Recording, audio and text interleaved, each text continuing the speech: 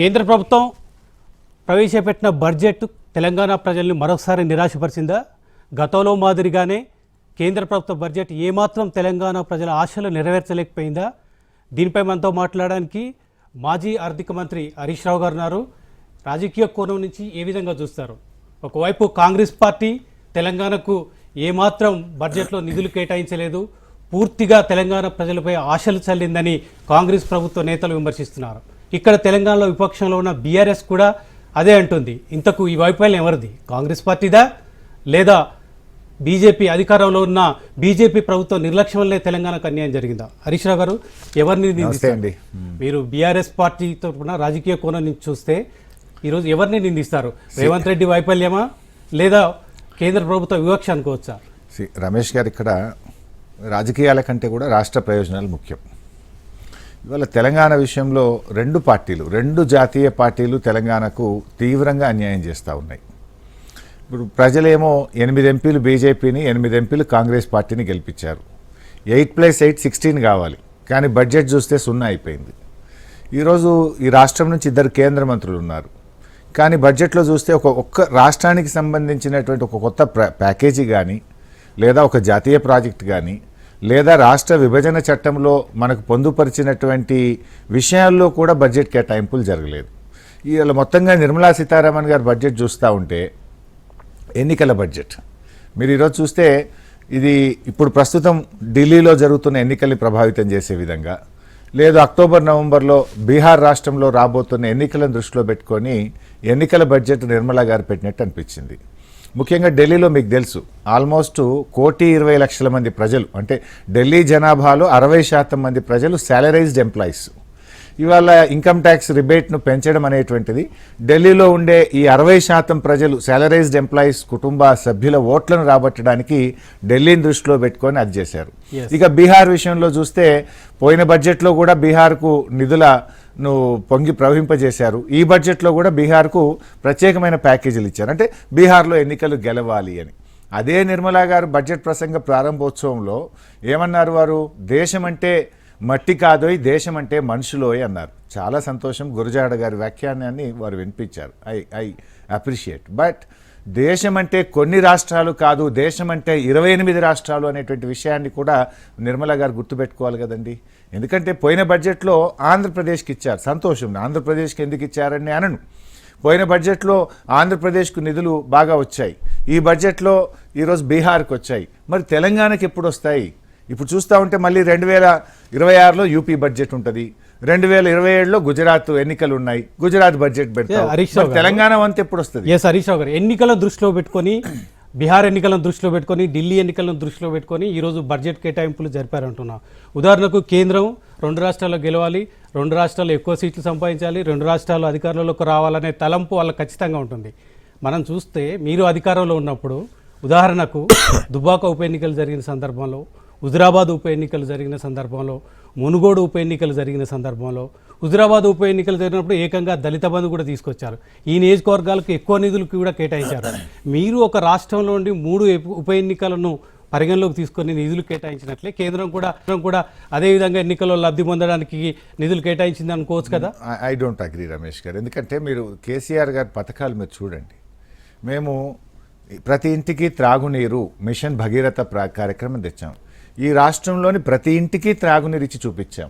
Machine Kakatiya చెరువుల పునరుద్ధరణ కార్యక్రమం చేస్తే అది కాంగ్రెస్ పార్టీ ఎమ్మెల్యేలు ఉన్నా, ప్రతిపక్ష నాయకుడు ఉన్నా కూడా రాష్ట్రంలోని అన్ని చెరువులను పునరుద్ధరించే కార్యక్రమం చేశాం. రైతాంగానికి 24 గంటల కరెంట్ ఇస్తే ఈ రాష్ట్రంలోని ప్రతి రైతుకు నాణ్యమైన ఉచిత కరెంట్ ఇచ్చాం. రైతు బంధు ఇస్తే ఏదో బీఆర్ఎస్ నియోజకవర్గాలకు కాదు, రాష్ట్రంలో 1,52,00,000 మంది రైతులకు రైతు బంధు పథకాన్ని ఇచ్చాం. రైతు బీమా పథకాన్ని వర్తింపజేశాం. అదేవిధంగా ఇరిగేషన్ ప్రాజెక్టులు చేసిన ప్రభుత్వం ఏ కార్యక్రమం చేపట్టినా కూడా రాష్ట్ర ప్రయోజనాలను దృష్టిలో పెట్టుకుని మేము చేశాం తప్ప ఏకపక్షంగా ఎప్పుడు చేసింది లేదు. రాజకీయ ప్రయోజనాలు ఏ ప్రభుత్వాలు రాజకీయ ప్రయోజనాలు వాళ్ళకి వచ్చేటప్పుడు ఎందుకు వాటిని వేరువేరుగా చూస్తున్నారు అనేది తెలంగాణ వంతు ఎప్పుడు వస్తుంది? తెలంగాణకు అసలు రావటమే లేదు కదా. పోయినసారి ఏపీకి ఇచ్చారు, సంతోషం. ఈసారి బీహార్కి ఇచ్చారు, మరి తెలంగాణకి ఎప్పుడు ఇస్తారు? ఇప్పుడు గతంలో మహారాష్ట్ర ఎన్నికల ముందు మీరు బడ్జెట్లో చూశారు, మహారాష్ట్రకు బుల్లెట్ రైళ్లు అని, మహారాష్ట్రకు ఇండస్ట్రియల్ ప్యాకేజెస్ అని రకరకాల ప్యాకేజీలు ఇచ్చారు. తెలంగాణకు ఎప్పుడు కూడా చోటు దక్కడం లేదు. బాధ కలిగేది ఏంటంటే ఈ రాష్ట్రానికి హక్కుగా రావాల్సినటువంటి విభజన చట్టంలో మనకు ట్రైబల్ యూనివర్సిటీ ఇచ్చారు, దానికి 10 ఏళ్ళు అయింది, ఇప్పటికీ పూర్తి స్థాయిలో నిధులు కేటాయింపు చేయరు. బీఆర్జీఎఫ్ కింద బ్యాక్వర్డ్ డిస్ట్రిక్ట్స్ కింద రావాల్సినటువంటి డబ్బు మన రాష్ట్రానికి ఇవ్వరు. మనకు ఒకవైపేమో ఈ రాష్ట్రం నుంచి కేంద్రానికి కాంట్రిబ్యూట్ చేస్తున్నది ఎక్కువ, మన జనాభా 3.6%, కానీ దేశ జీడిపికి మనం కాంట్రిబ్యూట్ చేస్తున్నది 5.1%. అంటే దేశానికి ఈ రాష్ట్రం ఎక్కువగా కాంట్రిబ్యూట్ చేస్తుంది, కానీ రాష్ట్రానికి న్యాయబద్ధంగా హక్కుగా రావాల్సింది కూడా రావడం లేదు. ఇంకొక వైపు బీజేపీ ప్రభుత్వం ఏమన్నదంటే రాష్ట్రాలకు 42% అంటే మేము నిధులు ఇస్తున్నాము అని చెప్పారు, డివిజబుల్ పూల్ నుంచి ఇస్తున్నామన్నారు. కానీ నిజంగా వస్తున్నది ఎంత రాష్ట్రానికి? 30% మించడం లేదు. సెస్సుల రూపంలో, రకరకాల సెస్సుల రూపంలో కేంద్ర ప్రభుత్వం నిధులు సమకూరుస్తుంది. ఈ బడ్జెట్లో గౌరవనీయులు నిర్మల గారు ప్రవేశపెట్టిన బడ్జెట్లో కూడా 5 లక్షల కోట్లు సెస్సుల రూపంలో కేంద్ర ప్రభుత్వం సమకూర్చుకుంటుంది. ఆ 5 లక్షల కోట్లలో డివిజబుల్ పూల్ కింద తెలంగాణకు వచ్చే వాటా రాదు కదా. అంటే మీరు రాష్ట్రాలకు పంచిపెట్టకుండా ఉండే విధంగా సెస్సుల రూపంలో కేంద్రం నిధులు సమకూర్చుకొని రాష్ట్రాలకు గొంతు కోస్తున్నటువంటి పరిస్థితి ఉన్నది. మరి నేను అడుగుతా ఉన్నారు, ఇలా రాష్ట్ర ప్రభుత్వం కూడా ఫెయిల్ అయింది. ఒకప్పుడు ఇదే రేవంత్ రెడ్డి గారు కాంగ్రెస్ పార్టీ మమ్మల్ని ఏమన్నదంటే గత ప్రభుత్వం కేంద్రంతో సఖ్యతగా లేదు, మేము చాలా సఖ్యతగా ఉంటాము, చాలా నిధులు తీసుకొస్తాము, కేంద్రంతో బడే బై చోటే బై అనుబంధం అని చెప్పి మాట్లాడినారు. మరి ఇప్పుడు ఏమైంది? ఎక్కడ ఫెయిల్ అయింది? అంటే ముఖ్యమంత్రి గారు కూడా 30 సార్లు ఢిల్లీ పోయి వచ్చిండండి. మరి ఎప్పుడు లెటర్ రాసిండ్రు? బడ్జెట్ ఆల్రెడీ ప్రిపేర్ అయిపోయిన తర్వాత 10 రోజుల ముందు ముఖ్యమంత్రి గారు 40,000 కోట్లు కావాలని ఉత్తరం రాసిండు. అప్పటిదాకా 10 రోజుల ముందు దాకా ఉంటుందా? ఆల్రెడీ బడ్జెట్ కూర్పు పూర్తవుతుంది. వీరు ఉత్తరం రాసిన తర్వాతనే ఆ హల్వా వంటకం 3 రోజులకే అయిపోయింది, బడ్జెట్ తయారైపోయింది. అంటే రాష్ట్రంలో 8 మంది కాంగ్రెస్ ఎంపీలు గెలిచిన రాష్ట్ర ప్రభుత్వము, కాంగ్రెస్ ఎంపీలు కూడా కేంద్రం మీద ఒత్తిడి తేవడంలో, కేంద్రంను విన్నోవర్ కావడంలో, రాష్ట్రానికి నిధులు రాపట్టడంలో కాంగ్రెస్ ప్రభుత్వం కూడా పూర్తిగా ఫెయిల్ అయిపోయింది. హరీష్ రావు గారు, మీరు మొదట 2014లో అధికారంలోకి వచ్చినప్పుడు మోడీతో సఖ్యతగా ఉన్నారు, బీజేపీతో సఖ్యతగా ఉన్నారు. పెద్ద నోట్ల రద్దు విషయంలో కానీ, రైతు చట్టాల విషయంలో కానీ, ఆ తర్వాత మీరు విత్డ్రా చేసుకోవచ్చు, అనేక అంశాల్లో రాష్ట్రపతి ఉపరాష్ట్రపతి ఎన్నికలకు సంబంధించి బీజేపీతో సఖ్యత ఉన్నప్పుడు మీకు నిధులు బాగానే వచ్చాయని చెప్తున్నారు. ఆ తర్వాత రెండోసారి అధికారంలోకి వచ్చినప్పుడు మోడీతో ఎప్పుడైతే వైరం పెంచుకున్నారో అప్పుడే నిధులు రాలేదని చెప్తున్నారు. ఒక బీఆర్ఎస్ ప్రభుత్వం ఉన్న కాలంలో కూడా అదే తరహాలో మీరు చాలా లెటర్లు ఇచ్చారు, చాలా కేంద్ర మంత్రులకు అప్పీల్ చేశారు, అయినా నిధులు రాలేదు. ఇప్పుడు కేవలం కాంగ్రెస్ ప్రభుత్వం ఆలస్యంగా ఇవ్వడం మూలంగానే కేంద్ర ప్రభుత్వం రాష్ట్రానికి నిధులు ఇవ్వలేకపోయింది. 2 పార్టీల వైఫల్యం. ఈ రాష్ట్రంలో 8 మంది బీజేపీ ఎంపీలు గెలిచిన, 2 కేంద్ర మంత్రులున్న ఈ రాష్ట్రానికి నిధులు రాబట్టడంలో బీజేపీ ఫెయిల్ అయిపోయింది. అదేవిధంగా రాష్ట్ర ప్రభుత్వం ఉండి 8 ఎంపీలు గెలిచి ఇవాళ కాంగ్రెస్ కూడా ఫెయిల్ అయింది. ఇవాళ దేశంలో సంకీర్ణ యుగం నడుస్తుంది. ఇవాళ నిధులు ఏ రాష్ట్రాలకు పోయినాయండి? ఒక రీజనల్ పార్టీ ఉన్న ఆంధ్రప్రదేశ్, ఇవాళ చంద్రబాబు నాయుడు గారి యొక్క రోల్ ఢిల్లీలో దొరకడం వల్ల కేంద్రం మెడలు వంచి ఇవాళ ఆంధ్రప్రదేశ్కు నిధులు తేగలుగుతా ఉన్నారు. ఇవాళ బడ్జెట్లో చూస్తే కూడా పోలవరానికి 6,000 కోట్లు పెట్టారు. అదేవిధంగా బీహార్లో ఉన్నదేంది? జేడీయూ యొక్క మద్దతు మీద కేంద్ర ప్రభుత్వం ఉండడం వల్ల తప్పనిసరి పరిస్థితుల్లో ఇవాళ బీహార్కు కూడా నిధులు వస్తూ ఉన్నాయి. నిజంగా ఇవాళ బీఆర్ఎస్ పార్టీకి ఇక్కడ కొన్ని సీట్లుగా ఉండుంటే పార్లమెంట్లో గలం విప్పేవాళ్ళం, తెలంగాణ కోసం మాట్లాడి ఉండేవాళ్ళం. ఇక్కడ ఏమైపోయింది? బీజేపీ మాట్లాడలేకపోతున్నది, కాంగ్రెస్ ప్రశ్నించడంలో ఫెయిల్ అయిపోతుంది. 2 పార్టీలు కూడా రాజకీయ ప్రయోజనాలకు ప్రాధాన్యత ఇస్తూ తెలంగాణ ప్రయోజనాల్ని కాపాడడంలో, తెలంగాణ హక్కులు రాబట్టడంలో ఫెయిల్ అయిపోయారు. ఏడాది లోపు మీరే ఉన్నారు కదా అధికారంలో, మీకు కూడా ఎక్కువ సీట్లే ఉన్నాయి కదా, అప్పుడు ఎందుకు సాధించలేకపోయారు? మీరు ఒక పాలమూరు రంగారెడ్డికి సంబంధించిన జాతీయ హోదా సాధించలేకపోయారు, అదేవిధంగా కాళేశ్వరంకి సంబంధించి జాతీయ హోదా సాధించలేకపోయారు. మీరు కూడా అధికారంలో ఉన్నప్పుడు ఎక్కువ సీట్లు మీకు ఉన్నప్పుడు సాధించలేకపోయారు. అంటే మొండి వైఖరితో కేంద్రం అవలంబిస్తుందా? అసలు తెలంగాణ పట్ల, తెలంగాణ అభివృద్ధి పట్ల, తెలంగాణ ప్రజల పట్ల కేంద్ర ప్రభుత్వానికి చిత్తశుద్ధి లేదనుకోవచ్చా? అంటే మొదటి నుంచి కూడా బీజేపీ ప్రభుత్వం నార్త్ ఇండియా మీదనే ఎక్కువ దృష్టి పెడతా ఉంది. దక్షిణ భారతదేశం అంటేనే కేంద్ర ప్రభుత్వానికి చిన్న చూపు ఉంది. ఈ రోజున్న బీజేపీ ప్రభుత్వం ఉత్తరాదికి ఇచ్చినటువంటి ప్రాధాన్యత దక్షిణాదికి ఇవ్వడం లేదు. గతంలో మేమున్నప్పుడు మెడికల్ కాలేజీలు ఇస్తే కూడా 142 మెడికల్ కాలేజీలు ఈ దేశంలో ఇస్తే తెలంగాణకు ఒక్క మెడికల్ కాలేజ్ కూడా ఇవ్వలేదు. అంటే మొదటి నుంచి కూడా ఉత్తరాది రాష్ట్రాలకు ఎక్కువ నిధులు ఇస్తూ దక్షిణాది రాష్ట్రాలను బీజేపీ ప్రభుత్వం చిన్న చూపు చూస్తూ వచ్చింది. ఇవాళ కూడా ఆలోచించాలి. మన మెడికల్ పీజీ సీట్ల విషయంలో కూడా మన దక్షిణాది రాష్ట్రాల్లో చాలా కాలేజీలు పెట్టాం. రాష్ట్ర ప్రభుత్వ నిధుల చేత కాలేజీలు పెట్టి రాష్ట్ర ప్రభుత్వమే స్టైఫండ్ ఇచ్చి రాష్ట్ర ప్రభుత్వమే ఆసుపత్రులు నడిపితే మెడికల్ కాలేజీ సీట్లలో 50% స్థానిక కోటా ఉండదు అంటే ఇంకా రాష్ట్ర ప్రభుత్వం నిధులు ఎందుకు పెట్టాలి, ఖర్చు ఎందుకు పెట్టాలి? మరి దక్షిణాది రాష్ట్రాలకు తెలంగాణకు తీవ్రమైనటువంటి నష్టం జరుగుతూ ఉంది. కానీ కిషన్ రెడ్డి ఈరోజు చెప్తున్నారు, కేంద్ర మంత్రి కిషన్ రెడ్డి గారు చెప్తున్నారు, రీజనల్ రింగ్ రోడ్డుకు డబ్బులు ఇచ్చాము, ఇండస్ట్రియల్ హబ్ ఇచ్చాము, కేంద్ర ప్రభుత్వం ప్రవేశపెట్టిన అనేక పథకాలలో కూడా వాటా కూడా కల్పించాం. ఇవన్నీ తెలంగాణకు ప్రయోజనం కాదా, తెలంగాణ ప్రజలకు ప్రయోజనం చేకూరవా ఈ పథకాలని చెప్తున్నారు. కేంద్ర ప్రభుత్వము కేంద్ర ప్రాయోజిత పథకాల్లో గత సంవత్సరం ఇచ్చింది ఎంత అంటే 5,387 కోట్లు. 2022-23లో కేంద్ర ప్రాయోజిత పథకాల కింద ఈ రాష్ట్రానికి వచ్చింది 5,000 కోట్లు. ఒక్క పోలవరంకు 6,000 కోట్లు ఇచ్చింది ఆంధ్రప్రదేశ్కు. అలా తెలంగాణకు ఎందుకు తేరు మీరు అని అడుగుతా ఉన్నా. ఒక జాతీయ ప్రాజెక్టు తీసుకురండి. మీరు అంటున్నారు సెంట్రల్ స్కీమ్స్లో వచ్చేది, మరి తెలంగాణ కూడా కేంద్రానికి ఇస్తూ ఉంది కదా. దాదాపు 40,000 కోట్లు జీఎస్టీ రూపంలో ఇస్తూ ఉన్నాం, ఇన్కమ్ ట్యాక్స్ రూపంలో 1,000 కోట్ల రూపాయలు ఇస్తున్నాం, మీ జీడిపికి 5.1% కాంట్రిబ్యూట్ చేస్తూ ఉన్నాం. దేశ అభివృద్ధి అంటే ఏదో ఉత్తరాది రాష్ట్రాలు కొన్ని రాష్ట్రాల అభివృద్ధి కాదు కదా. దేశంలోని అన్ని రాష్ట్రాలు అభివృద్ధి చెందినప్పుడు, దేశంలోని అన్ని వర్గాలు అభివృద్ధి చెందినప్పుడు, దేశంలోని అందరూ పౌరుల అభివృద్ధే ఈ దేశ అభివృద్ధిగా చూడాలి తప్ప ఇది కొద్ది మందికి ఇది పరిమితం చేస్తే ఇది ముఖ్యంగా ఇది performing state. Telangana is a performing state. మేము చాలా బాగా పనిచేస్తున్నటువంటి రాష్ట్రం ఈ తెలంగాణ. ట్యాక్స్లో చూస్తే SORలో స్టేట్ ఓన్ ట్యాక్స్ రెవెన్యూలో నిన్ననే కేంద్ర ప్రభుత్వం పెట్టినటువంటి సోషో ఎకనామిక్ సర్వేలో తెలంగాణ ఈజ్ ఎక్సలెంట్ పర్ఫార్మెన్స్. 88% తోని మన సొంత ఆదాయ వనరుల పునరుద్ధరణలో దేశంలో అగ్రగామిగా తెలంగాణ ఉంది. మంచినీళ్ళ పథకం మిషన్ భగీరథ అమల్లో తెలంగాణ అగ్రగామిగా ఉందని ఇదే కేంద్ర ప్రభుత్వం కితాబునిచ్చింది. అంటే పర్ఫార్మింగ్ స్టేట్స్ను మీరు ఇంకా మోటివేట్ చేయాలి, వాళ్ళని ముందుకు తీసుకుపోవాలి. కానీ మీరు బాగా పనిచేస్తున్నారు, మీ ఆదాయం బాగుంది కనుక మీకు తక్కువ నిధులు ఇస్తాము, మిమ్మల్ని ముందుకు పోకుండా మూకుతాడు వేస్తామంటే ఎట్లా కరెక్ట్ అయిద్దండి? రేవంత్ రెడ్డి చెప్తున్నారు 30 సార్లు కేంద్ర ప్రభుత్వ పెద్దలకు అప్పీల్ చేశాము, మూసి ప్రక్షాళన కోసం నిధులు ఇవ్వమన్నాము, మెట్రో 2కు నిధులు ఇవ్వమని చెప్పాము, సిఎంపి కింద భూగర్భ డ్రైనేజ్కి నిధులు ఇవ్వమని చెప్పాము, కొత్తగా ఎయిర్పోర్ట్ల నిర్మాణానికి ఇవ్వమని చెప్పాము, ఐఐటి ఐఐటీలు ఇవ్వమని చెప్పాము, సైనిక స్కూల్ ఇవ్వమని ఇవన్నీ కూడా అడిగాము. కానీ కేంద్ర ప్రభుత్వం ఇవ్వలేదు. ఇదే రేవంత్ రెడ్డి కొత్తలో ఏమన్నాడు? బీఆర్ఎస్ అనవసరంగా కేంద్రంతో కొట్లాడింది, మేము కేంద్రంతో బడే బై చోటే బై బంధం పెట్టుకుంటాం, మేము కేంద్రంకి నిధులు బాగా తీసుకొస్తామని మాట్లాడింది కదా 6 నెలల కింద. ఇప్పుడు అర్థమైంది ఆయనకు, నిజం నిలకడ మీద తెలుస్తుంది అన్నట్టు ఇప్పుడు రేవంత్ రెడ్డికి అర్థమవుతుంది. అంటే రేవంత్ రెడ్డి ప్రభుత్వంలో ఇక్కడ 2 ఫెయిల్యూర్స్ ఉన్నాయి. ఒకటి, కరెక్ట్గా పాజిటివ్గా దాన్ని ప్రజెంట్ చేయడంలో ఫెయిల్ అయ్యారు. 2, సిఎస్ఎస్ నిధులను వాడుకోవడంలో రాష్ట్ర ప్రభుత్వం పూర్తిగా ఫెయిల్ అయింది. ఎక్కడైతే ఇప్పుడు కేంద్రం నుంచి మనకు ఉపాధి హామీలో నిధులు వచ్చాయండి, మే నెలలో నిధులు వస్తే now we are in the month of February. ఈ రోజు కూడా కేంద్ర ప్రభుత్వ నిధులను ఖర్చు చేసి యూసీ పంపకపోవడం వల్ల మన రాష్ట్రానికి రావాల్సిన డబ్బులు రాలేకపోయినాయి. ఫైనాన్స్ కమిషన్ డబ్బులు కేంద్రం నుంచి వచ్చినాయి, ఖర్చు చేసి యూసీ పంపకపోవడం వల్ల కేంద్రం నుంచి నిధులు రాలేదు. ఏడాది కాలంగా సర్పంచ్ ఎన్నికలు జరపకపోవడం వల్ల 15th ఫైనాన్స్ కమిషన్ నిధులు రాష్ట్రానికి రాకపోవడానికి రాష్ట్ర ప్రభుత్వం యొక్క వైఫల్యము. అదేవిధంగా అగ్రికల్చర్ డిపార్ట్మెంట్ కానీ, ఎంఏయుడిలో కానీ, పంచాయతీరాజ్లో కానీ, ఆర్డబ్ల్యూఎస్లో కానీ కేంద్ర ప్రభుత్వ పథకాలకు సంబంధించి ఎప్పటికప్పుడు ఖర్చు పెట్టి యూసీలు పంపక మన రాష్ట్రానికి రావాల్సిన నిధులు రావట్లేదు. ఈవెన్ ఆరోగ్యశ్రీ కింద కూడా మనము అందులో చేరాం ఆయుష్మాన్ భారత్లో, అది కూడా రాష్ట్ర ప్రభుత్వ వాటా విడుదల కాకపోవడం వల్ల ఆయుష్మాన్ భారత్ నిధులు కూడా రాష్ట్రం తెచ్చుకోలేదు. ఒకటి, ఆన్ గోయింగ్ ప్రోగ్రామ్స్లో రాష్ట్ర ప్రభుత్వము కేంద్ర నిధులు మళ్లించడం వల్ల, కేంద్రానికి సకాలంలో యూసీలు ఇవ్వకపోవడం వల్ల రాష్ట్రం నిధులు కోల్పోయింది. ఇది రాష్ట్ర ప్రభుత్వ వైఫల్యం.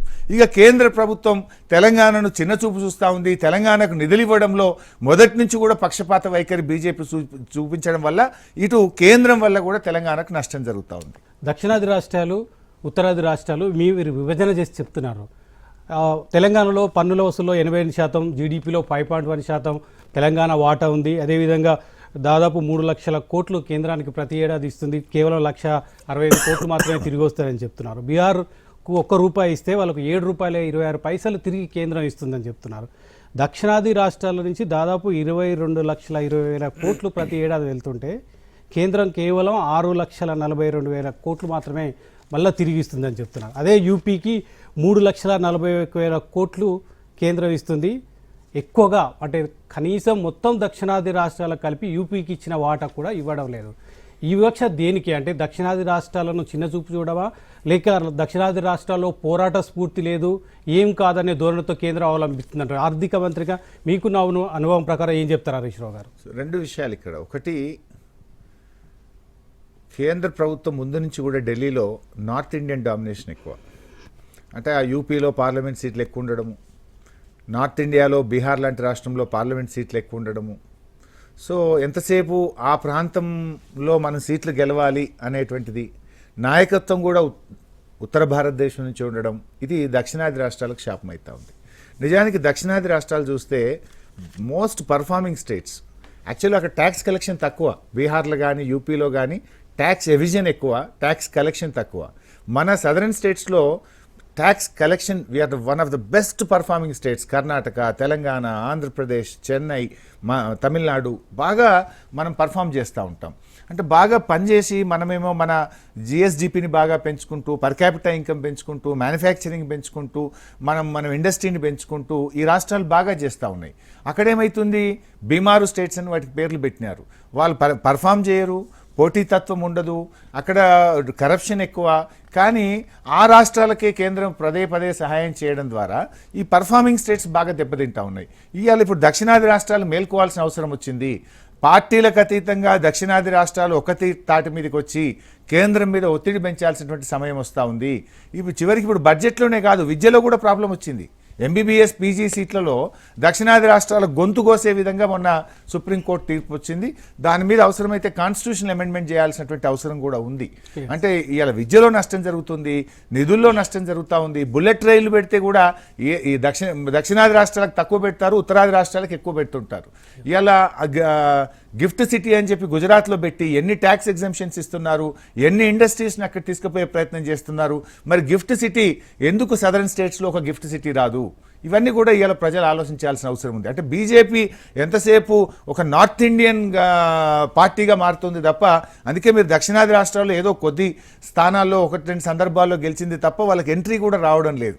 మరి అందువల్ల మాకు సౌత్లో బీజేపీ కేరళలో ఎంట్రీ లేదు, తమిళనాడులో ఎంట్రీ లేదు, తెలంగాణలో ఏదో కొద్దో గొప్ప నిర్ణయాలు వచ్చింది, ఏపీలో అసలే లేదు. అందువల్ల ఏమైనా పగబట్టినట్టు చేస్తున్నారు. ఇవాళ దక్షిణాది రాష్ట్రాల ప్రజలు కూడా మనం ఆలోచించుకోవాల్సిన అవసరం ఉంది. కేంద్రంలో భవిష్యత్తులో సంకీర్ణ యుగమే ఉంటుంది.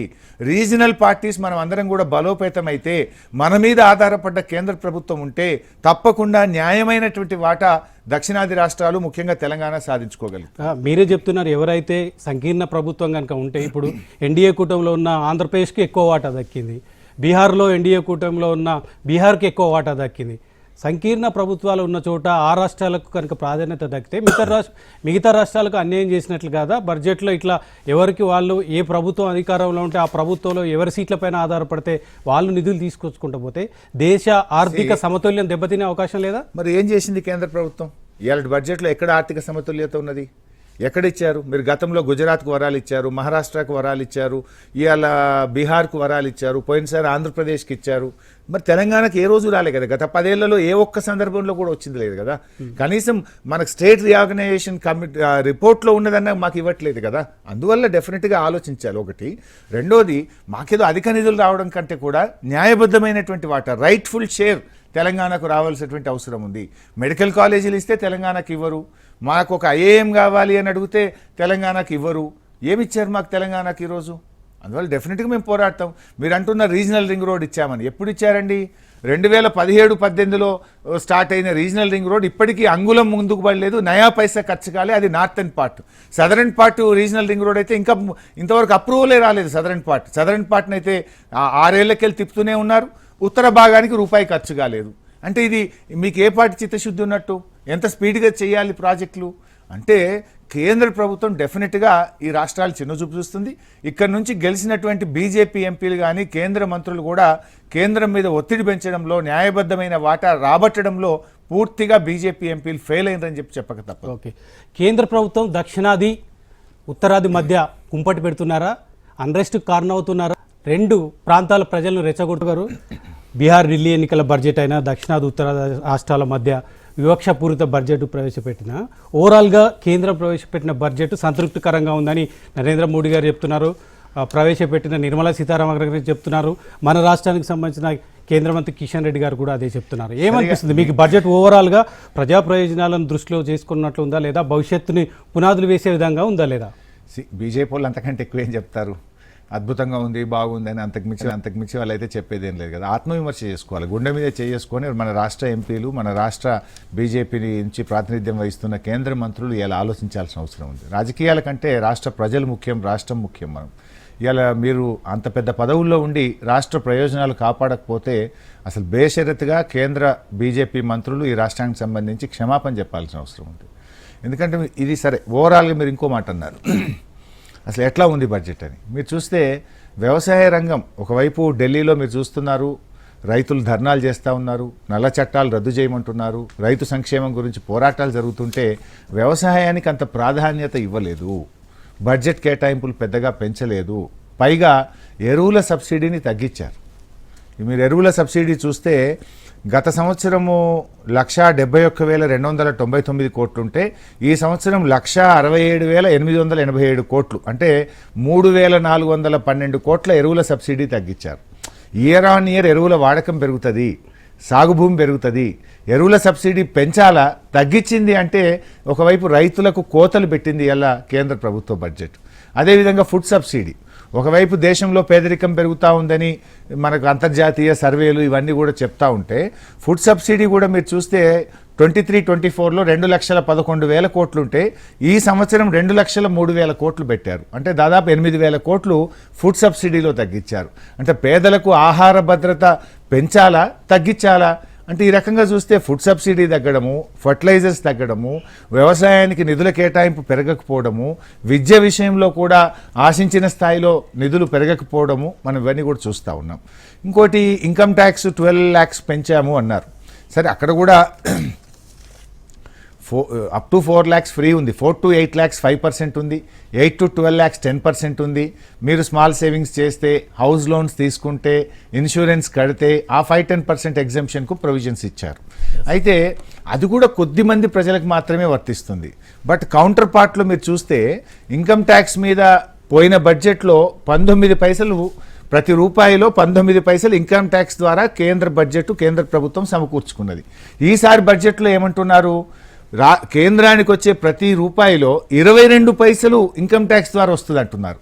ఒకవైపు 12 లక్షలు ట్యాక్స్ ఎగ్జంప్షన్ పెంచాము అని మేము ప్రజల జేబులు నింపే ప్రయత్నం చేసినామని ఒకవైపు చెప్తున్నారు.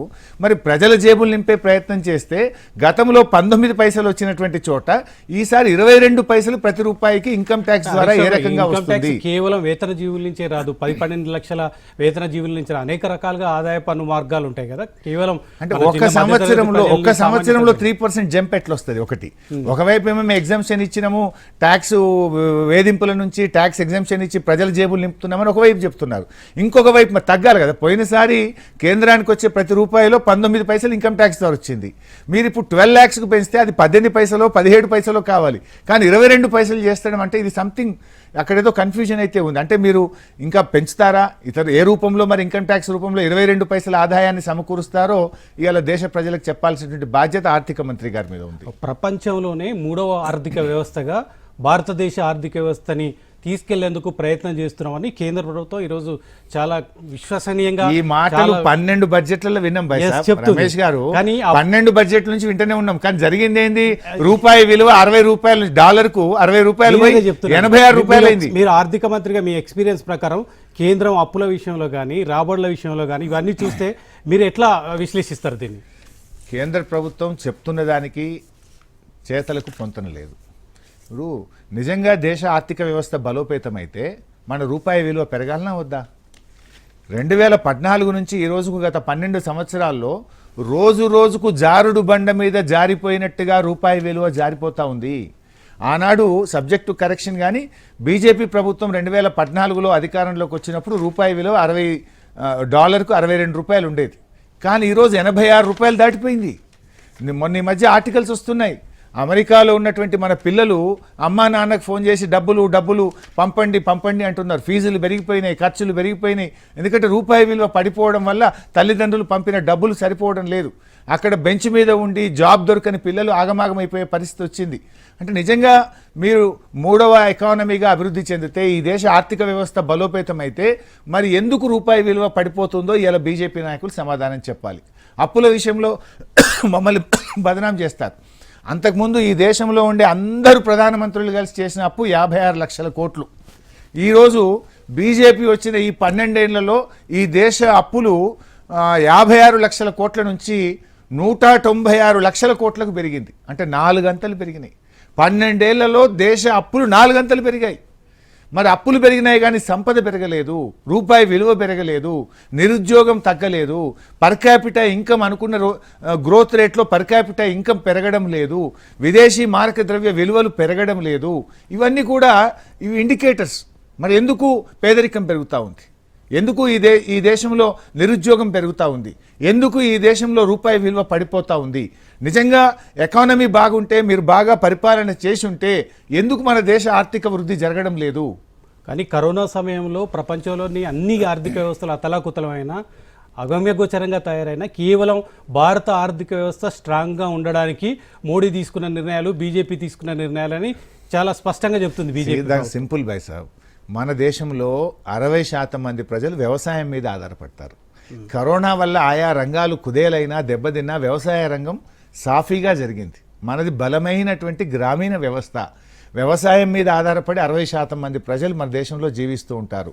అందువల్ల మనం కొంచెం బెటర్గా పర్ఫామ్ చేయగలం. ఈ బడ్జెట్లో చూస్తే మీకు వ్యవసాయానికి చాలా తక్కువ ప్రాధాన్యత ఇచ్చారని చెప్తున్నారు. కానీ యూరియాని ఇంకా ఉత్పత్తి చేయడానికి అనేక అంశాలను నిర్మలా సీతారామన్ ఈరోజు ప్రకటించారు.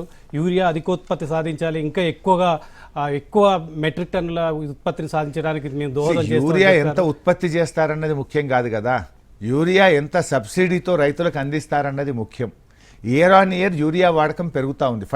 కెమికల్ ఫర్టిలైజర్ వాడకం పెరుగుతూ ఉంది. రైతుల్లో చైతన్యం పెరిగింది. రైతులు వ్యవసాయ శాస్త్రవేత్తలు, వ్యవసాయ అధికారుల యొక్క సూచనల మేరకు ఫర్టిలైజర్ వాడకాన్ని పెంచుతూ ఉన్నారు. న్యాచురల్గా ఫర్టిలైజర్ వాడకం పెరిగినప్పుడు, సాగు భూమి పెరిగినప్పుడు యూరియా వాడకము, ఫర్టిలైజర్ వాడకం పెరుగుతుంది. దానికి అనుగుణంగా సబ్సిడీ పెరగాలి కదా. సబ్సిడీ పెంచకుండా 3,412 కోట్లు గత సంవత్సరం కంటే ఈ సంవత్సరం సబ్సిడీని తగ్గించారు. అంటే దీన్ని బట్టి ఏమర్థమవుతుంది? ఫర్టిలైజర్ ధరలు పెరగబోతూ ఉన్నాయి, యూరియా ధరలు పెరగబోతున్నాయని చెప్పకనే కేంద్ర ప్రభుత్వ బడ్జెట్ చెప్పింది. అంటే దీనికి రైతులకు ప్రాధాన్యత తగ్గించడం ద్వారా కేంద్ర ప్రభుత్వ ఉద్దేశం, లక్ష్యం ఏమనిపిస్తుంది మీకు? మొదటి నుంచి కూడా కేంద్రం, బీజేపీ ప్రభుత్వం వేల కోట్ల రూపాయలు, లక్షల కోట్ల రూపాయలు కార్పొరేట్లకు మాఫీ చేసింది తప్ప రైతులకు రుణమాఫీ చేయడానికి బీజేపీ ప్రభుత్వం ఎప్పుడూ వ్యతిరేకం. రైతుల రుణమాఫీ విషయంలో కానీ, రైతుల్ని ఆదుకోవడంలో కానీ, రైతులకు సాగునీటి ప్రాజెక్టుల నిర్మాణంలో కానీ కేంద్రం నుంచి ఎప్పుడు కూడా ఈ దేశ ప్రజలకు సహకారం దొరకడం లేదు. ఈ దేశంలో రోజు రోజుకు రైతు ఆత్మహత్యలు పెరుగుతున్నాయి. గత 4-5 సంవత్సరాల నుంచి రైతులు ఢిల్లీ వీధుల్లో ధర్నాలు చేస్తూ ఉంటే కూడా రైతులకు వాళ్ళు ఆన్ పేపర్ రాతపూర్వకమైనటువంటి హామీ ఇచ్చి కూడా ఈ రోజు కూడా నల్ల చట్టాలు రద్దు చేయలేదు, రైతులకు ఇచ్చిన హామీలు కూడా అమలు చేయలేదు. ఈరోజు బడ్జెట్లో ఒక కీలక అంశం నిర్మలా సీతారామన్ గారు పదే చెప్పారు. సూక్ష్మ, చిన్న తరహా, మధ్య తరహా పరిశ్రమలకు ఇతోధికంగా ప్రోత్సాహాలు ఇస్తున్నాము. ఎవరైతే ఇంకా 27 సెక్టార్లకు సంబంధించి అనేక రకాల ప్రోత్సాహాలు కూడా కల్పిస్తామని చెప్పారు. ఇది ఆర్థిక వ్యవస్థ తోడ్పాటుకు సహకరిస్తుందా లేదా ఎంఎస్ఎంఈలకు ఇచ్చేది? ఇది మీరు ఒక్కసారి పాత బడ్జెట్లు చూడండి. గత 6 బడ్జెట్లలో ఇదే మాట చెప్తూ వస్తుంది బీజేపీ ప్రభుత్వం. యాక్చువల్గా సూక్ష్మ మధ్యతరగతి పరిశ్రమలు అభివృద్ధి చేయడం ద్వారా ఎంప్లాయ్మెంట్ పెరుగుతుంది బాగా. భారీ పరిశ్రమల కంటే కూడా ఈ చిన్న తరహా, మధ్య తరహా పరిశ్రమల్లోనే ఉద్యోగాల కల్పన ఎక్కువగా ఉంటుంది. నిజంగా గత 12 సంవత్సరాల నుంచి బీజేపీ ఆ పని చేసి ఉంటే ఈ దేశంలో నిరుద్యోగత ఎందుకు పెరుగుతూ ఉంది? ఈ దేశంలో చదువుకున్న యువకులు ఎందుకు విదేశాల్లోకి వెళ్తూ ఉన్నారు? అసలు ఎంతమంది వెళ్తున్నారు? చదువుకున్న మెరిటోరియస్ స్టూడెంట్స్ ఈ దేశం నుంచి ఎందుకు బయటకు పోతున్నారు? నిజంగా మీరు 12 ఏళ్ళుగా ప్రజలు మీకు అధికారం ఇచ్చారు, అవకాశం ఇచ్చారు. మీరు బాగా పనిచేసి ఉంటే, ఈ మధ్యతరగా పారిశ్రామికవేత్తల్ని మీరు డెవలప్ చేసి ఉంటే మరి ఈ దేశ సంపద పెరిగి ఉండేది, నిరుద్యోగత తగ్గి ఉండేది కదా.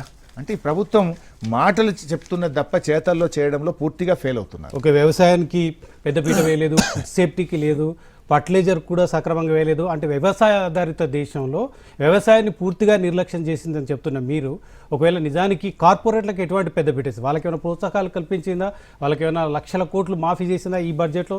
మీకేమైనా స్పష్టంగా కనిపిస్తున్నాయి? ఇప్పటికే కొన్ని దాదాపు 16 లక్షల కోట్లు బడా కార్పొరేట్లకు మాఫీ చేసింది కేంద్ర ప్రభుత్వం.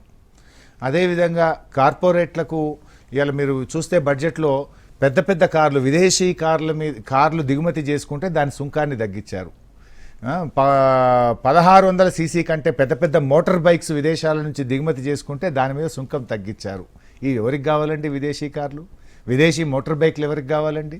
విదేశాల నుంచి విలువైనటువంటి వస్తువులను దిగుమతి చేసుకునే దానికి సుంకాన్ని తగ్గించడం మీద చూపిన శ్రద్ధ రైతులకు సహాయం చేయడంలో లేకుండా పోయింది.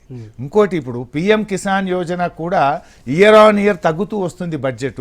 మీరు చూడండి, ఆ పథకం ప్రారంభించినప్పుడు ఎన్ని లక్షల ఎకరాలకు ఇచ్చారు, ఈ రోజు ఎన్ని లక్షల ఎకరాలకు ఇస్తున్నారో చూస్తే సంవత్సరం రైతుల సంఖ్య పెరగాల, కానీ రైతుల సంఖ్య తగ్గుతుంది. రైతులకు ఇచ్చే సహాయం కూడా తగ్గుముఖం పట్టింది. కేవలం మీరు విమర్శగానే కేంద్ర ప్రభుత్వం బడ్జెట్ ప్రవేశపెట్టింది, ఆ పార్టీ మాకు వ్యతిరేకం, మేము ఆ పార్టీని విమర్శించాలన్న కోణం పక్కకు పెడితే స్ట్రీట్ వెండర్స్కు 30,000 విలువైన క్రెడిట్ కార్డులు ఇస్తాం, అమృత్ పథకానికి 6,000 కోట్ల నుంచి 10,000 కోట్లకు పెంచుతాం. అదేవిధంగా ఇక్కడ మెగా టెక్స్టైల్ పార్క్, దేశవ్యాప్తంగా 7 మెగా టెక్స్టైల్ పార్కులు ఇచ్చామని చెప్తున్నారు. అదేవిధంగా ఇండస్ట్రియల్ హబ్స్ ఇస్తామని చెప్తున్నారు, నవోదయ విద్యాలయాలు ఇస్తామని చెప్తున్నారు, అర్బన్ ఛాలెంజింగ్ ఫండ్ కింద 10,000 కోట్లు ఇస్తామని చెప్తున్నారు. ఇవన్నీ బడ్జెట్లో కేటాయింపులు కాదా? ఇది తెలంగాణతో పాటు ఇతర ప్రాంతాలు కూడా అభివృద్ధి చెందే అవకాశం లేదా హరీష్ రావు గారు? ఫస్ట్ స్ట్రీట్ వెండర్స్ చెప్పారు. ఏంటిది స్ట్రీట్ వెండర్స్కి వాళ్ళు చెప్పింది? 30,000 కోట్లు అప్పులు ఇస్తారట. అది బ్యాంకులు వాళ్ళకి ఇచ్చే అప్పులు కూడా కేంద్ర ప్రభుత్వం ఇచ్చినట్టేనా? స్ట్రీట్ వెండర్స్కి ఇచ్చేది అప్పు. అది వాళ్ళకి మేము అప్పిస్తాము, తీసుకోండి, మళ్ళీ అప్పు కట్టండి అన్నాడు. అంటే ఫ్రీగా ఇవ్వమంటారా? అంటే ఫ్రీగా ఇస్తే కాదండి, సబ్సిడీ ఇవ్వాలి. స్ట్రీట్ వెండర్స్ అంటే ఎవరండి? రెక్కాడితే డొక్కాడని వాళ్ళు. బడా పారిశ్రామికవేత్తలకు లక్షల కోట్లు మాఫీ చేస్తారు. ఈ స్ట్రీట్ వెండర్స్కు ఇంట్రెస్ట్ ఫ్రీ ఇవ్వండి, లేదు ఒక 50% సబ్సిడీ ఇవ్వండి, 30,000 కోట్లు బ్యాంకులలో అప్పిస్తాము. ఇది స్ట్రీట్ వెండర్లకు మీరు చెప్పింది. అర్బన్ ఇన్ఫ్రాస్ట్రక్చరు అప్పులు ఇవ్వడం తప్ప ఇంకోటి లేదు. నవోదయ విద్యాలయాలు చెప్పారు. కేసీఆర్ గారు ఒక 6 డజన్ ఉత్తరాలు రాశారు కేంద్ర ప్రభుత్వానికి. 10 జిల్లాలు ఉన్న తెలంగాణను మేము జిల్లాల సంఖ్య పెంచుకున్నాము, మాకు జిల్లాకు ఒక నవోదయ విద్యాలయం ఇవ్వండి అని ఒక 6 డజన్ ఉత్తరాలు రాశారు. అది చట్టం. కేంద్ర ప్రభుత్వ పార్లమెంట్ యాక్ట్ ఏం చెప్పిందంటే ఈ దేశంలో ప్రతి జిల్లాకు నవోదయ విద్యాలయం ఇస్తామని కేంద్ర ప్రభుత్వం చెప్పింది. ఎందుకు మరి తెలంగాణకు మా కొత్త జిల్లాలకు నవోదయ విద్యాలయాలు ఇవ్వరండి? వెంటనే ఇవ్వండి. మేము అడిగాం, రాష్ట్ర ప్రభుత్వం మేమున్నప్పుడు రాసాం, బహుశా ఇప్పటి ప్రభుత్వం కూడా రాసే ఉండుంటుంది. ఇవాళ నవోదయ విద్యాలయాలు ఈ రాష్ట్రానికి ఇవ్వాలి కదా, హక్కుగా రావాలి కదా. మరి ఎక్కడిచ్చారు? నవోదయ విద్యాలయాలు కూడా ఉత్తర భారతదేశంకే ఇచ్చుకోవట్టిరి, మాకు ప్రతి జిల్లాకు ఒకటి ఇవ్వాలి కదండి. అంటే మీరు చెప్తున్నటువంటి అన్నీ కూడా ఏమైందండి, ఇంత పెద్ద దేశంలో వాళ్ళు పెట్టినటువంటి డబ్బు ఈ అగ్రికల్చర్లో కూడా కొన్ని చూపించారు. వెరీ స్మాల్ మీగర్ అమౌంట్ అవి. అది ఏ మూలకు కూడా సరిపోదు. మన దేశం 160 crores ఉన్నటువంటి ఈ దేశానికి ఆ బడ్జెట్ ఏ మూలకు కూడా సరిపోదు కదా. సో అందువల్ల ఆలోచించాల్సినటువంటి అవసరం ఉంది. ఇలా బడ్జెట్ అనేటువంటిది పేద వర్గాలకు, మధ్యతరగతి వర్గాలకు, అన్ని వర్గాలను కూడా సమతుల్యత జరిపే విధంగా, అన్ని రాష్ట్రాలకు మేలు చేసే విధంగా బడ్జెట్ ఉండాలి. కానీ ఇది కార్పొరేట్లకు, ఉత్తర భారతదేశానికి మేలు చేసే బడ్జెటే ఇవాళ బీజేపీ ప్రవేశపెట్టింది. ఈ రాష్ట్రానికి నిధులు రాబట్టడంలో ఇక్కడ రాష్ట్ర కాంగ్రెస్ ప్రభుత్వం ఫెయిల్ అయిపోయింది. ఈ రాష్ట్రానికి నిధులు రాబట్టడంలో ఈ రాష్ట్రం నుంచి గెలిచిన 8 మంది బీజేపీ ఎంపీలు పూర్తిగా ఫెయిల్ అయ్యారన్నదే నా మాట. హరీష్ రావు గారు, ముందుగా ఇప్పుడు మేము ఇంతకు ముందు చెప్పినట్లు సంపన్న రాష్ట్రాలు ఏదైతే ఉన్నాయో ఆ సంపన్న రాష్ట్రాలకు సంబంధించి నిధులు ఎక్కువ ఇస్తున్నాం కాబట్టి నిధులు ఎక్కువ ఇవ్వాలని చెప్తున్నారు. దేశంలో అనేక రకాల అభివృద్ధికి నోచుకొని రాష్ట్రాలు కూడా ఉంటాయి. మనం ఆ రాష్ట్రాలను పట్టించుకోవాల్సింది. ఇంతకుముందు మనం తెలంగాణలో నక్సల్స్ అభివృద్ధి ప్రాంతాలకు నిధులు కేటాయించింది కేంద్ర ప్రభుత్వం. అదేవిధంగా బీహార్ లాంటి ప్రాంతాలకు కానీ, నార్త్ స్టేట్లకు కానీ ఎన్నేళ్ళు ఇస్తారు రమేష్ గారు? ఆ నిధులు 60 ఏళ్ళకెళ్ళి ఇస్తూనే ఉన్నారు కదా వాళ్ళకు. అంటే వాళ్ళు బాగుపడాలి కదా, వాళ్ళు కూడా ఇంప్రూవ్ చేసుకోవాలి కదా, వాళ్ళ ట్యాక్స్ కలెక్షన్ పెంచుకోవాలి, రాష్ట్ర ప్రభుత్వాల పనితీరు మెరుగుపరుచుకోవాలి. ఇక్కడ రాష్ట్రాలేమో కడుపు కట్టుకొని ప్రజల దగ్గర పన్నులు వసూలు చేసి రాష్ట్రం యొక్క జిఎస్డిపి పెంచుకుంటూ రాష్ట్రం యొక్క బడ్జెట్ను పెంచుకుంటూ మనమేమో ఇక్కడ కష్టపడి పని చేస్తున్నాం. కానీ అక్కడేమవుతుంది, అవినీతిమయం కావచ్చు, ట్యాక్స్ ఎవిజన్ కావచ్చు, అక్కడ రాష్ట్ర ప్రభుత్వాల పనితీరు బాగలేకపోవడం వల్ల మరి ఇక పని చేసేవాడికి ప్రోత్సాహం ఇస్తావా, నువ్వు పని చేయడమే నీకు శాపంగా మారితే ఇక్కడ కూడా రేపు పని చేయడం తగ్గిపోతుంది కదా. ఎప్పుడైనా ప్రోత్సాహం అనేది పనికి గుర్తింపు ఉండాలి, ఎట్ ద సేమ్ టైం పేదవాడిని కూడా ఒక అడుగు ముందుకు తీసుకుపోవాలి. రెండింటినీ కూడా సమతుల్యత పాటించాలి. కానీ మీరు కంటిన్యూస్గా నువ్వు పని చేస్తున్నావు కనుక నీకు కటింగే పెడతాము, ఇక వాడికే పెడతాం అంటే మరి వీడు కూడా రేపు ఏమవుతాడు, నేను పని చేయడం తగ్గించుకుంటా అంటాడు. మరి ఓకే, చివరిగా ఇప్పుడు కేంద్రం అప్పులతోటి గారడి చేస్తుంది, కేంద్రం అప్పులు ఎక్కువ చేస్తుంది, మమ్మల్ని బదనాం చేశామని చెప్తున్నారు. నిజానికి మీరు అధికారంలోకి వచ్చిన తర్వాత తెలంగాణ సంపూర్ణ రాష్ట్రం అని చెప్పారు, కానీ వీళ్ళు అప్పుల కుప్పగా తెలంగాణను తీర్చారు అనేక సందర్భాల్లో కూడా చెప్పారు. అసలు ఎందుకు దివాలా తీయడానికి కారణం ఏంది? మీరు ఇంత గొప్పగా అభివృద్ధి చేస్తే 7 లక్షల కోట్ల అభివృద్ధి, 7 లక్షల కోట్ల అప్పులు ఎందుకు అయ్యాయి? రాష్ట్రం ఎందుకు దివాలా తీసింది? తెలంగాణ సంపూర్ణ రాష్ట్రం కాస్త అధ్వానంగా ఎందుకు పెరిగిపోయాయి? అప్పుల గురించి నేను మొన్న అసెంబ్లీలో కుండబద్దలు కొట్టినట్టు చెప్పిన. ఈ రాష్ట్ర అప్పులు 7 లక్షల కోట్లు కాదు, కేవలం 4,16,000 కోట్లు మాత్రమే అని కుండబద్దలు కొట్టు శాసనసభలోనే కుల్లం ఖుల్లా చెప్పేసినాయి. ఇంకా ఎవరికి ప్రజలకు క్లారిటీ ఉంది. కాంగ్రెస్ వాళ్ళు వాళ్ళ హామీలు అమలు చేయ చేతగాక ఏదో 7 లక్షలు అనేటువంటి ఒక గోబల్స్ ప్రచారం చేసి తమ హామీల నుంచి తప్పించుకునే ప్రయత్నం చేశారు. నెంబర్ 1, మేము 10 ఏళ్లలో సంవత్సరానికి 41,000 కోట్ల అప్పు చేస్తే కాంగ్రెస్ పార్టీ మొదటి సంవత్సరమే 1,47,000 కోట్ల అప్పు చేసింది. అంటే అసలు మాతో కంపారిజన్ కూడా లేదు. వాళ్ళ అప్పులు ఎక్కువ చేసి ఉల్టా చోర్ కోత్వాల్కు డాంటే అన్నట్టు మా మీద బురద జల్లే ప్రయత్నం చేస్తూ ఉన్నారు. సో ఇది కాంగ్రెస్ ప్రభుత్వం యొక్క ఫెయిల్యూరు. ఇవాళ రాష్ట్ర ఆదాయం పూర్తిగా పడిపోయింది. రాష్ట్ర ప్రభుత్వం యొక్క తప్పుడు నిర్ణయాల వల్ల రిజిస్ట్రేషన్ ఇన్కమ్ తగ్గింది, ఎక్సైజ్ ఇన్కమ్ తగ్గింది, వ్యాట్ ఇన్కమ్ తగ్గింది. మరి అన్ని రంగాల్లో కూడా రాష్ట్ర ప్రభుత్వం యొక్క ఆదాయం తగ్గుముఖం పట్టింది. ఒక దశలో రాష్ట్ర ప్రభుత్వ ఆదాయం 16%, ఎవ్రీ ఇయర్ 16% పెరిగినటువంటి రాష్ట్రం తెలంగాణ రాష్ట్రం. కానీ కాంగ్రెస్ యొక్క తప్పుడు నిర్ణయాల వల్ల ఈ ఏడాది కాలంలో రాష్ట్ర ఆదాయం 16% పెరుగుదల నుంచి మైనస్ గ్రోత్కు వెళ్ళిపోయింది. ఓకే, హరీష్ రావు గారు ఏం చేయాలి? కేంద్రము ఈ వివక్షకు వ్యతిరేకంగా తెలంగాణ పట్ల, తెలంగాణ ప్రజల పట్ల ఈ వివక్షకు కేంద్ర ప్రభుత్వానికి వ్యతిరేకంగా ఏం చేయాల్సిన అవసరం ఉంది? కాంగ్రెస్ ప్రభుత్వానికి మీరు నిర్మాణాత్మకమైన సూచనలు ఏం చేయగలుగుతారు? కాంగ్రెస్ ప్రభుత్వం ఒక ఆల్ పార్టీ డెలిగేషన్ తీసుకొని ప్రధానమంత్రి గారిని కలవాలి. ఈ రాష్ట్రానికి ఇంత అన్యాయం జరిగింది బడ్జెట్. పోయినసారి కూడా ఇదే అన్యాయం జరిగింది. అందరూ 2 రోజులు మాట్లాడుకున్నారు, గొంతెత్తినారు, అసెంబ్లీలో సమావేశం పెట్టి మాట్లాడినారు, తర్వాత వదిలేసినారు. కనీసం ఈ సంవత్సరం అన్నీ మనం ఇంప్రూవ్ చేసుకోవాల్సి ఉండే కదా. ఈసారి కూడా జరగలేదు. అవసరమైతే ఒక all party delegation prime minister దగ్గర తీసుకువెళ్ళి కేంద్రం మీద ఒత్తిడి పెంచాల్సినటువంటి అవసరం ఉంది. ఈ రాష్ట్ర బీజేపీ ఎంపీలు, కేంద్ర మంత్రులు కూడా మనకు న్యాయబద్ధమైన వాటా వచ్చే విధంగా, విభజన చట్టంలో ఉన్నటువంటి హామీలన్నీ అమలయ్యే విధంగా ప్రయత్నం చేయాల్సినటువంటి అవసరం ఉంది. కానీ మీరు కలిసి వస్తారా? బీఆర్ఎస్ 100% చాలా విషయాల్లో సీఎం రేవంత్ రెడ్డి చెప్పారు, రండి కలిసి రండి కేంద్రం పైన పోరాడదాం అంటే వెనక్కి తగ్గారని చెప్తారు. ఎప్పుడు తగ్గాం రమేష్ గారు? ఎప్పుడూ తగ్గలేదు. మాకు రాష్ట్ర ప్రయోజనాలే ముఖ్యం. ఎప్పుడు రేవంత్ రెడ్డి గారు ఆల్ పార్టీ డెలిగేషన్ తీసుకువెళ్ళినా బీఆర్ఎస్ పార్టీ తప్పకుండా వెళ్తుంది, కేంద్రం మీద ఒత్తిడి వేస్తుంది. రేవంత్ రెడ్డి పోరాడడా మరి ఆయనకు ఎంత నిజాయితీ ఉందనేది ప్రజలు గమనిస్తారు. ఓకే, కేంద్ర ప్రభుత్వం పూర్తిగా నిర్లక్ష్యంగా తెలంగాణ అభివృద్ధి పైన ఏమాత్రం చిత్తశుద్ధి లేకుండా నిధులు కేటాయింపు జరపలేదు. దీనిపైన అన్ని పార్టీలు కలిసి ప్రధానమంత్రి దగ్గరకు వెళ్ళాలి. అన్ని పార్టీలు కలిసి వస్తే తాము కూడా కలిసి రావడానికి సిద్ధంగా ఉన్నాం. కేంద్ర ప్రభుత్వంతో పోరాటమే శరణ్యం. ఖచ్చితంగా ముఖ్యమంత్రి రేవంత్ రెడ్డి అన్ని పార్టీల డెలిగేషన్ని ప్రధానమంత్రి దగ్గరికి తీసుకెళ్లాలని విజ్ఞప్తి చేస్తున్నారు హరీష్ రావు.